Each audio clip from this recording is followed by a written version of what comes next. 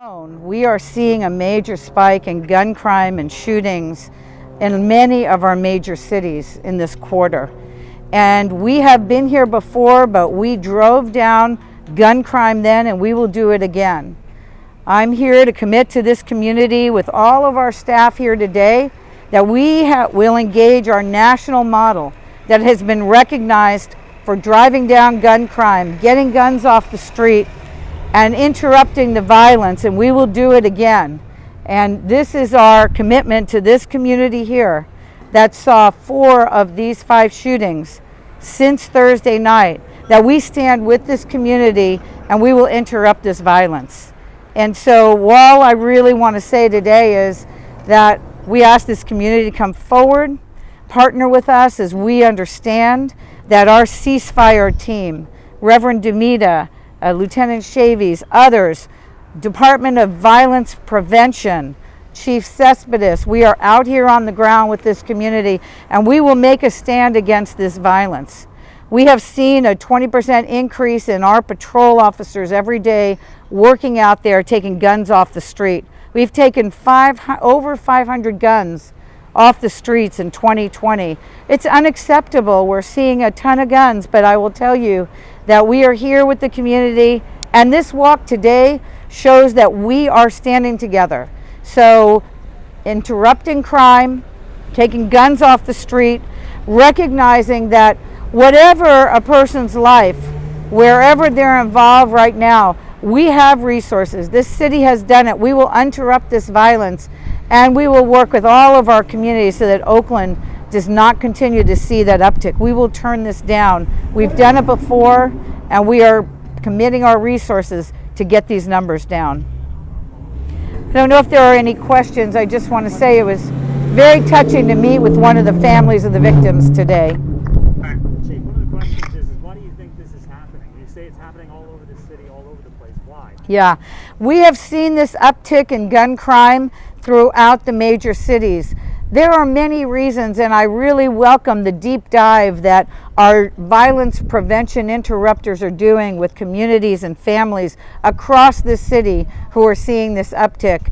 I know right now that we are seeing gang and group violence conflicts, and we have to really look at some new methods of outreach.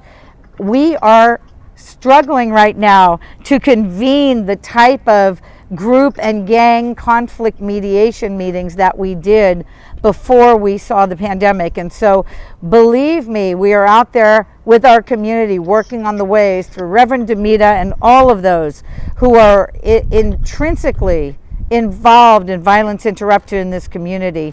We will see this number reduced. Forgive me if I have the timing wrong on this. I don't remember whether it was the end of last year or the beginning of this year. There was going to be a holistic approach to gang violence here. Yes. There was going to be, as you mentioned, methods that Yes. were going to be taking place. Does that seem to be working at all, considering the statistics you're laying out in front of us? Yeah. Right now? I will tell you that our model, Ceasefire, is a nationwide model for reducing crime, particularly shootings and homicides. It is replicated across the country. In this last quarter, we have been challenged to do the outreach through our faith partners and through our social CBOs and others because of the inability to do call-ins. And so we are needing to come up with other strategies right now. We saw 5 years of decrease in shootings, homicides, and gun crime. And this spike over this last quarter is something that while we're seeing it replicated across the country, we feel that our model is uniquely situated and embedded within the community that we can rally again. We just need to look at some creative ways of doing that, as we can't do our call-ins and do our violence interruption in the ways we planned to do at the beginning of this year. Chief, isn't it true there's about 182 calls standing for service right now, just alone Yeah. on this side of the city? Yeah, let's wait 1 minute until we get to that.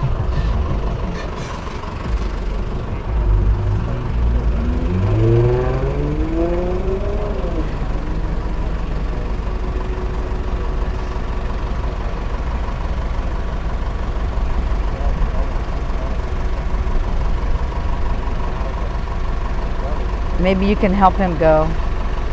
Okay. I want to make another point if I could.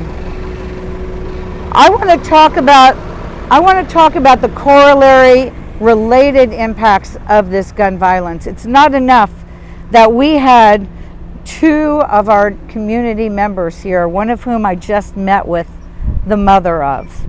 It makes it very real, who were involved in a crash and a shooting just down the block.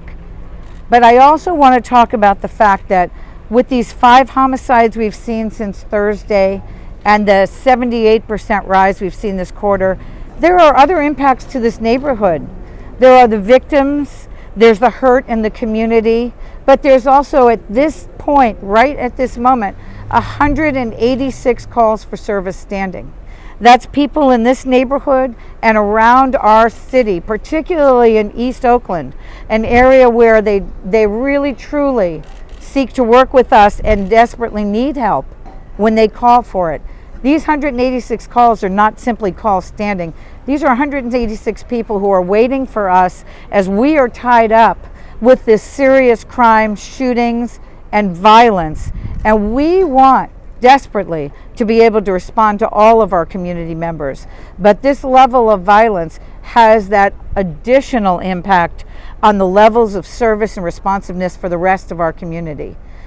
This is a clarion call to action. We have our command staff, our commanders, our individuals involved in these investigations, our Ceasefire partners, and we're going to be walking this neighborhood, calling the neighbors to action as we start to get a handle on reducing this victimization we're seeing.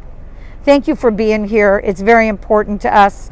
We care deeply, and we know that we will be able to drive these numbers down again as we have over time with our model, which is, as I said, recognized nationwide for driving crime down.